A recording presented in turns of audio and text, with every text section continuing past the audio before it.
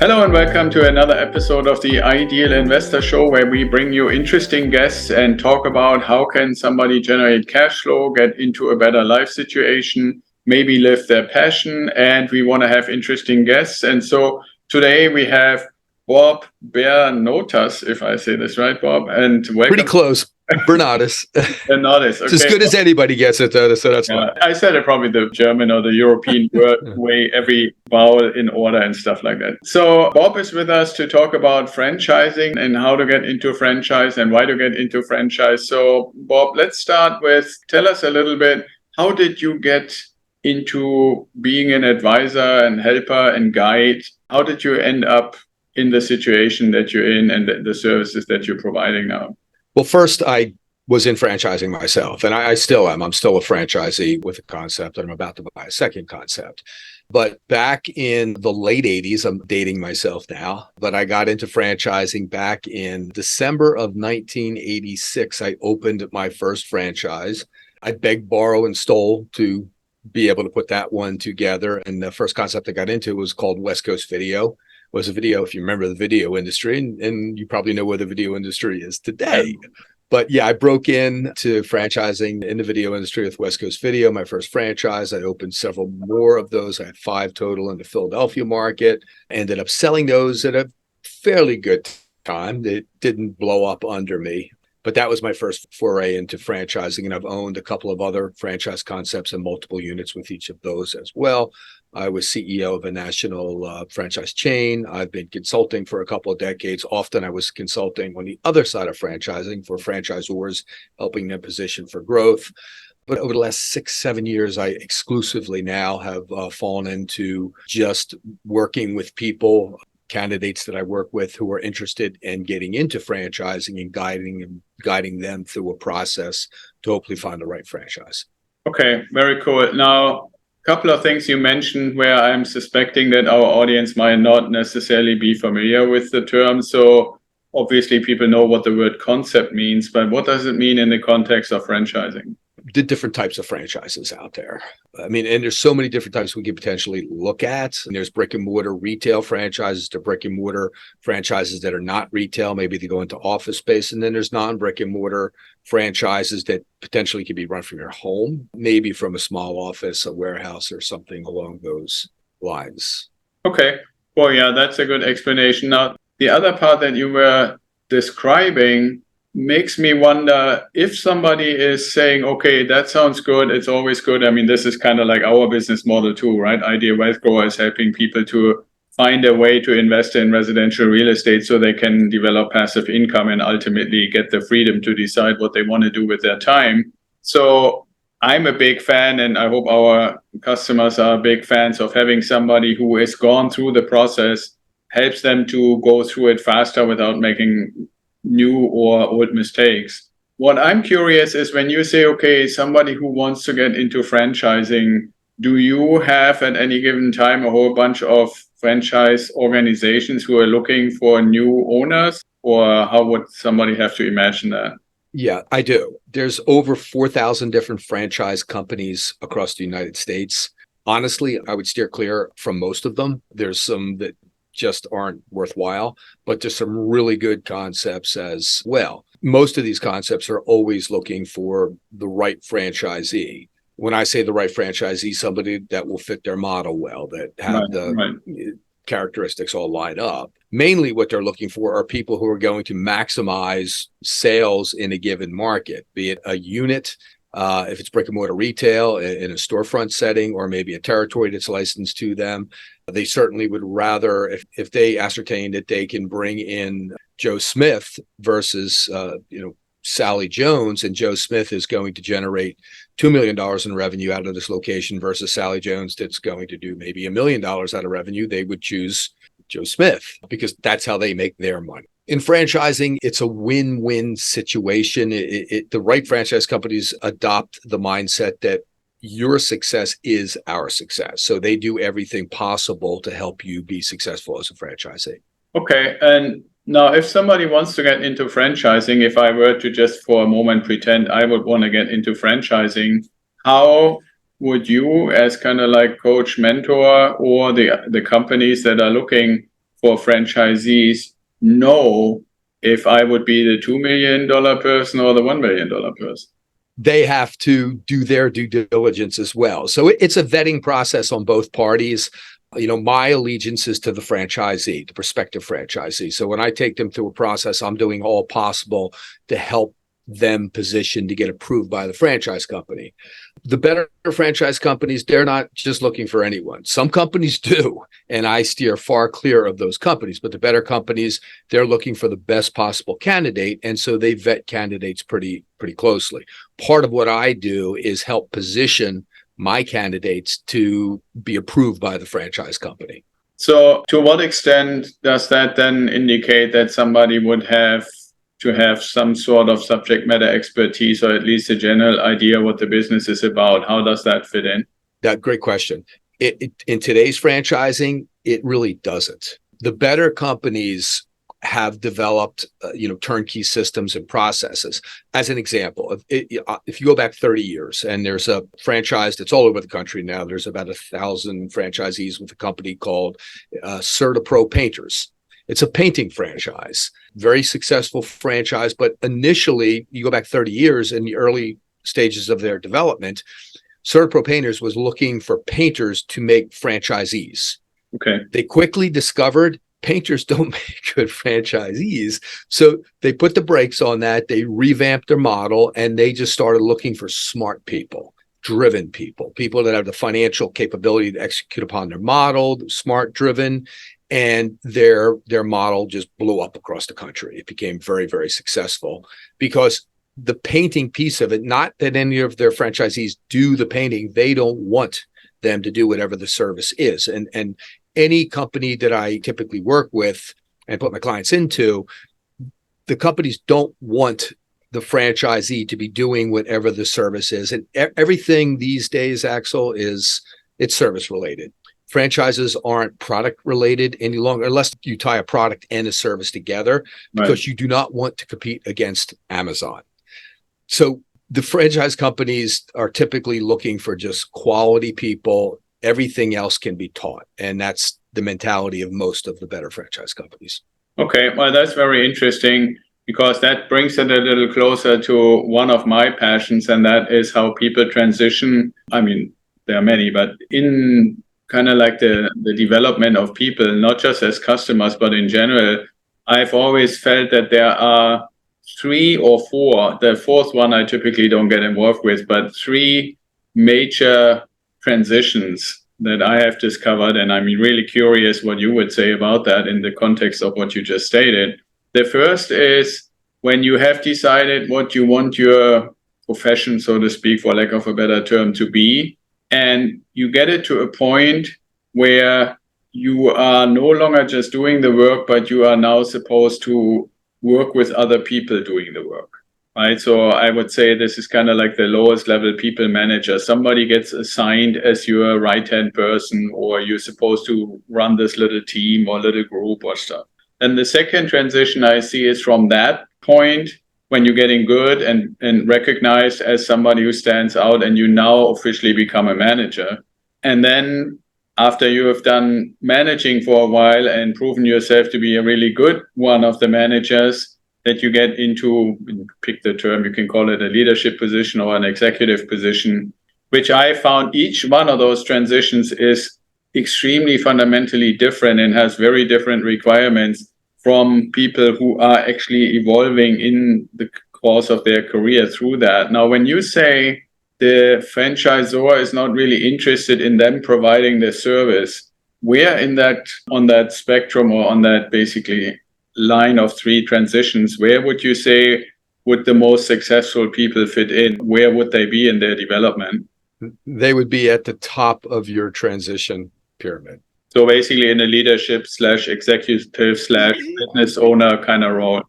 Correct. Not necessarily business owner, but certainly someone coming from corporate America that was at some level in a leadership role and has worked with and or managed other people. That's the most critical thing, because the most successful franchises allow you to leverage other people.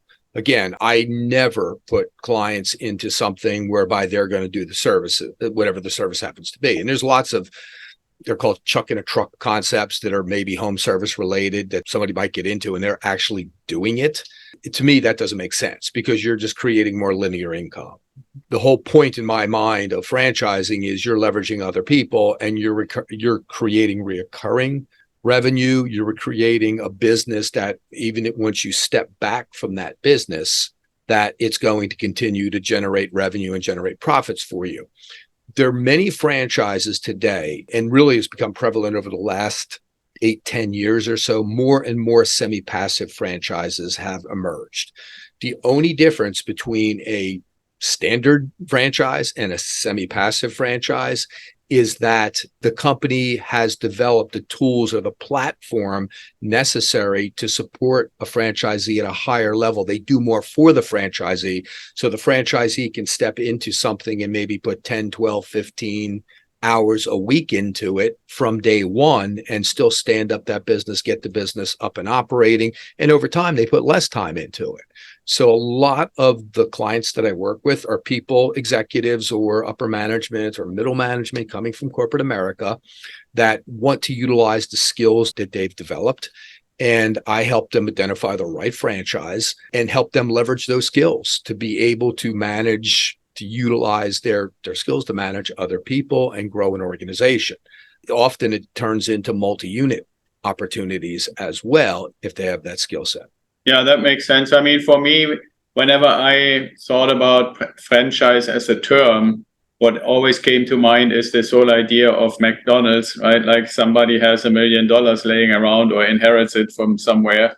And it occurred to me, or I believe I understood, and you tell me if I'm wrong about that, that scale, obviously in certain types of approaches or concepts, as you call it, has benefits, right? Like if I have thousands of restaurants and not only do they all look the same and have a certain consistency and quality, but because of the scale, the size, sheer size of the concept of the organization, you can do things like TV commercials or billboards or stuff like that, that one little similar size place by itself would probably have a really hard time ever pulling off without, sacrificing a lot of other things within the business. Now, if that is fundamentally true, I'm really kind of curious with, things like remote work, internet access everywhere. We are all basically connected, Web 3.0 and 4.0. I don't know what the latest number is they're talking about. How has that changed? I think you're hinting a little bit about some of the newer concepts that are out there, but if somebody were to say, well, I'm not quite sure if I would want to jump ship from my $150,000 to $250,000 a year job, cold turkey, so to speak, is there a way to transition into it? And if so, what are the kind of more modern ideas that you could point towards where that transition is maybe a little more controlled and a little less intense? Right. And that goes to some of the systems and processes and technology that a lot of these companies have now put into place to support franchisees on a semi-absentee or semi-passive basis and transitioning out of corporate America. So you just hit on something. You're describing most of the clients that I work with. Coming from corporate America, they're looking for an off-ramp. Okay, maybe they make a couple $100,000, $250,000, $300,000, $400,000 a year. They're doing really well, but they're also working 65, 70 hours a week. And they know there's really no home life balance. They know they can't sustain that pace forever. So many of them are looking for something as an off-ramp to transition into. Don't want to walk away from that high income right now, but eventually they want to be out of it. Some have no choice. They've gotten laid off and they need to jump into something more quickly. But there's so many different types of concepts now that are available that are those semi-passive concepts.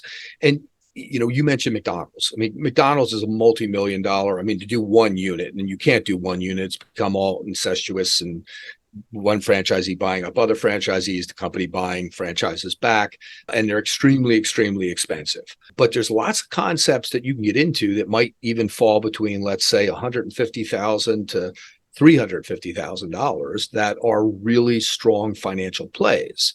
So much so then, I mean, I can make a comparison between, let's say, a $300,000 franchise and a $1.5 million franchise and show you a $300,000 franchise that will outperform financially a $1.5 million franchise. So it's not necessarily what you spend, It's what you're spending it on and what the concept happens to be.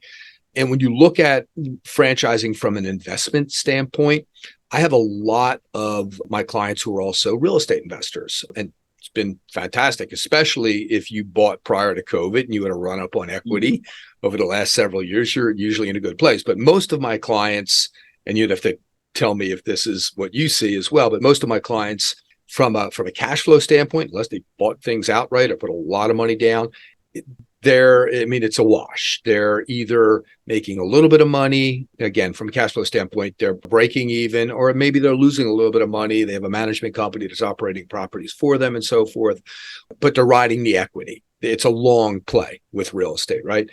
What I love about franchise investing, it shortcuts that. So just as an example, if you got into a franchise concept that, let's say, is $300,000, and that franchise concept in year 2, year 3 is throwing off $1.5 million and dropping 20% to the bottom line, where does that put us? I can't do math anymore. 300,000. Right. Yeah, Exactly. 300,000 coming to the bottom line. So something like that. And so cash flow is built a lot more quickly than you ever could with real estate.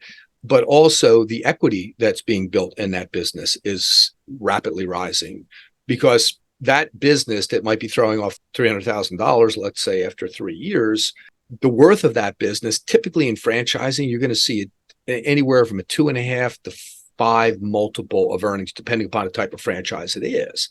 But if it's throwing off $300K to the bottom line, and you factor in it as a 3 multiple, that business should be worth $900,000 now, a business that you invested $300,000 in. So the return on investment with the right franchise can be phenomenal. I mean, I'm going through a process right now with a franchise that I'm going to buy, in all likelihood, unless something comes up that I don't like. But everything I see about it right now, and the unit economics are phenomenal on it. It's in that 300 to 350K range, and the unit economics are actually better than what I just described.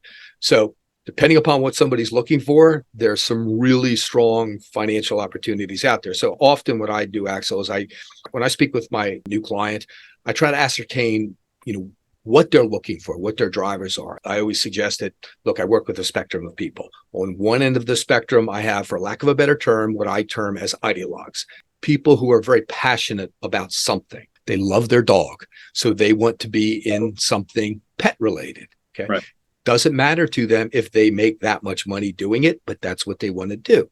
On the other end of the spectrum, I have what I term, again, for lack of a better term, my show me the money candidates. These are people who are interested in ROI, earnings. They generally don't care what the widget is, as long as it's something that's ethical, provides a valued service to the community. And 9 times out of 10, they're looking for something that's semi-absentee as a roadmap. I tend to work better with those clients simply because that's how my mindset works. And so if somebody says, Bob, show me the best financial opportunities in franchising, the best ROI, the best earnings, I don't care what the widget is. It needs to be ethical, it needs to provide a valued service. That's the type of franchise I take them to. Yeah, that's very good. And the same thing is when people ask me about real estate investing, and then, they say, okay, well, I know you do residential, but what about multifamily and storage units and car washes and trailer parks? And, and I'm the first to admit is I have deliberately specialized in something and gotten, I believe, relatively good at it, because that's aligned with my mindset and the things that I'm looking for and so forth. And that doesn't mean any of the other ones is better or worse, right or wrong. It's just different. So I get that. Now, one thing that I'm sure our audience members are kind of curious about when you say, let's just take a number like 250, right? Like, so to get a franchise that you help them to get cost 250,000. Do franchisors or any kind of lenders help pay for that, or where does the money come from? Few and far between franchisors actually will help fund you, but they generally have lending partners that they work with that are familiar with their brand, and it's not difficult to get financing. That's one of the services I provide. I work with a lot of my clients to help them secure financing, and there's so many different avenues for that. SBA loan, for instance, I think is a very viable way. The interest rates have gone up, but a lot of my clients just pay it off in 2-3 years and not have to ride that that interest rate for a 10-year term. 401k rollover also applies to IRAs, but allow someone to take their 401k or their IRA, roll funds from that into a business without taxation, without penalty, without interest. A lot of accountants don't even understand that, know what it is, but it's been an effective method of financing and franchising for a number of years. It's become more popular. I like that method a lot. There's lots of different sources for capital. And the better franchise companies have these relationships. And if you try to start a business on your own, an independent mom and pop, a sandwich shop, but you have a franchise sandwich shop, the likelihood of you getting financing on your own for your own sandwich shop, Axel's sandwich shop, is probably pretty remote. Totally. But if it was Firehouse Subs, you're not going to have a problem getting financing as long as you have decent credit. Yeah, I mean, that's basically part of another kind of little aspect of scale, right? Like, I mean, and reputation and branding and all those kind of things. So I think we have kind of pretty successfully, at least, for me, my little brain can understand how you describe it and how it works.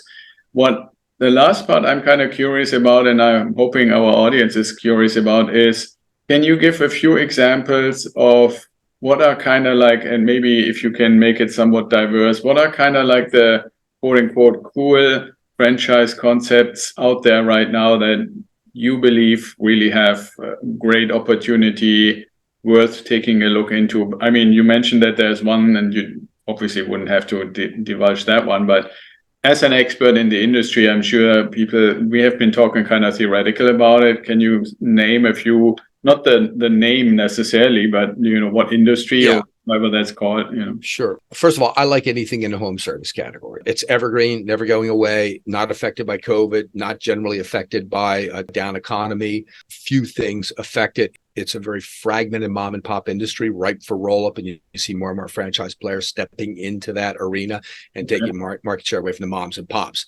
Young people generally don't want to go in to those types of things any longer. So there's a real need and not enough supply, so to speak. So I like anything that falls into that space. Another one, some of the health related things, like the one that process of potentially purchasing, it's a men's health concept. They do a variety of things. I mean, but the two core elements are TRT, testosterone replacement therapy, and ED treatments. They also do weight loss and a couple of other things, but those are their core elements, and that one is in the $300 to $350 range to open, but the financial upside on that is just it's ludicrous. I mean, it has a huge financial upside.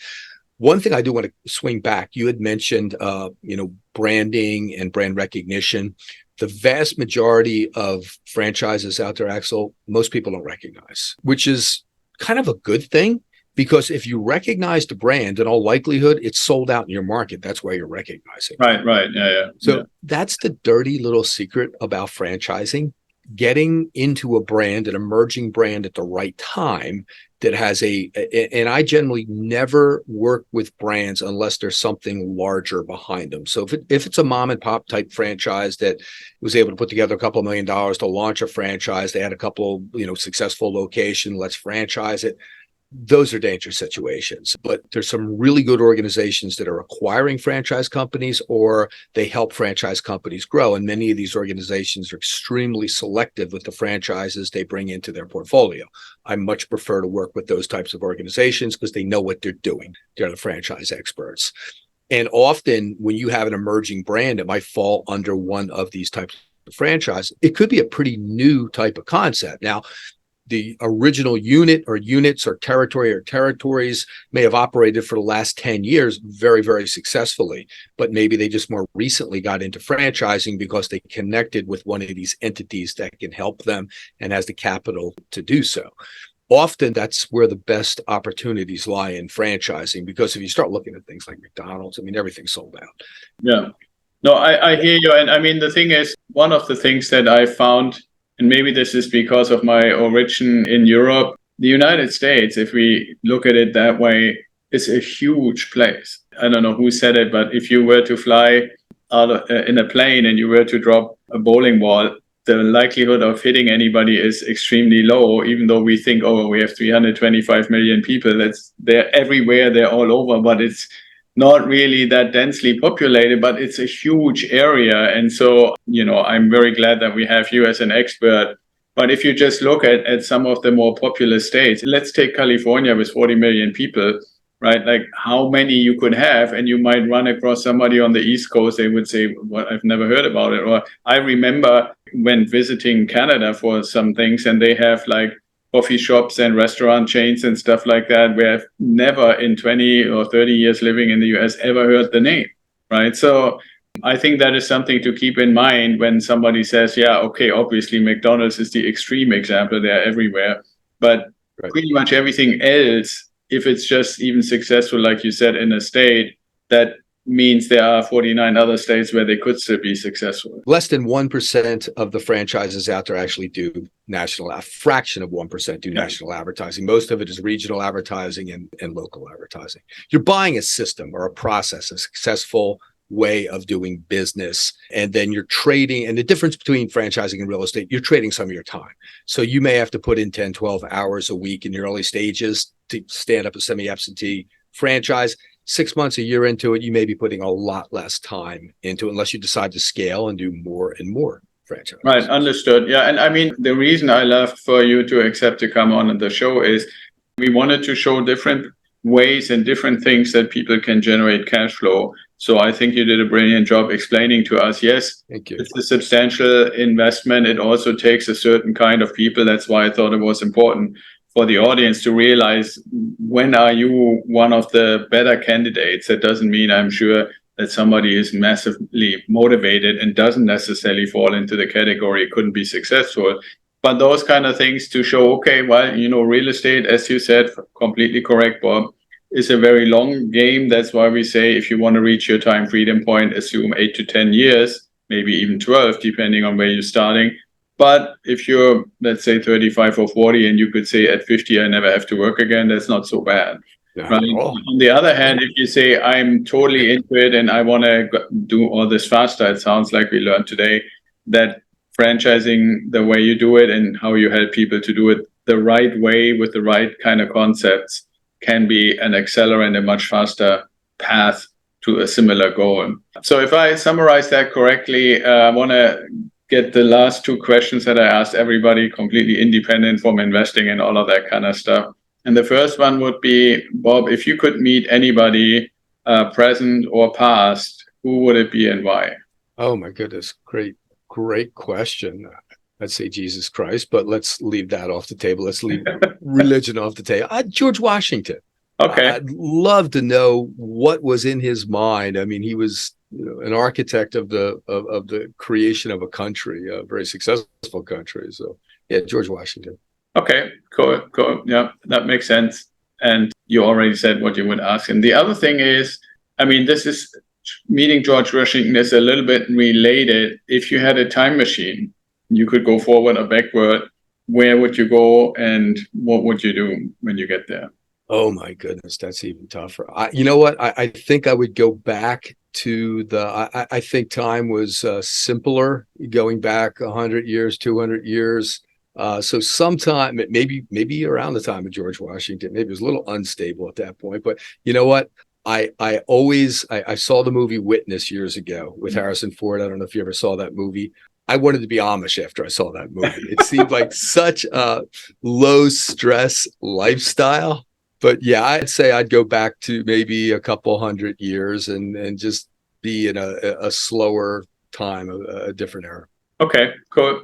Yeah, that sounds good. I mean, everybody has a different thing, and I always love to ask that question because it triggers us a little bit to reflect of what are we really interested in. So that's very good. Thank you so much. Bob, if somebody got at least curious to say, okay, this all sounds like it's doable, that's how I would summarize what we discussed today. It's doable, especially when you have somebody who's helping you with it. How can people get in touch with you, Bob? Just go to my website. It's franchisewithbob.com. You can download my ebook. You can just reach out to me through my website, and I'll be glad to schedule a consultation. If anybody's interested in talking about it, we can spend 30 minutes and just assess your situation, see if it makes sense for us to work together. And if so, then we can talk about how we proceed forward. Yeah, that's wonderful. And we will put the website and the links and stuff and the email address in the show notes. So thank you so much. And Thank you. Everybody who hasn't become a subscriber yet, please subscribe and give it a thumbs up so Bob and I have a little bit of recognition for this. So thank you, Bob. Talk soon. Thank you, Axel. Thanks for listening, and I hope you enjoyed today's episode of the Ideal Investor Show. More info and the links we mentioned during the show are in the show notes, or you can go to our website at idealwealthgrower.com and sign up for the Apple Podcast link. And if you like to talk to me, sign up for a strategy call. Hopefully you want to share what you learned with your network and bring more people in. We are really eager to hear your comments. And until next time, be well, stay safe, and ciao.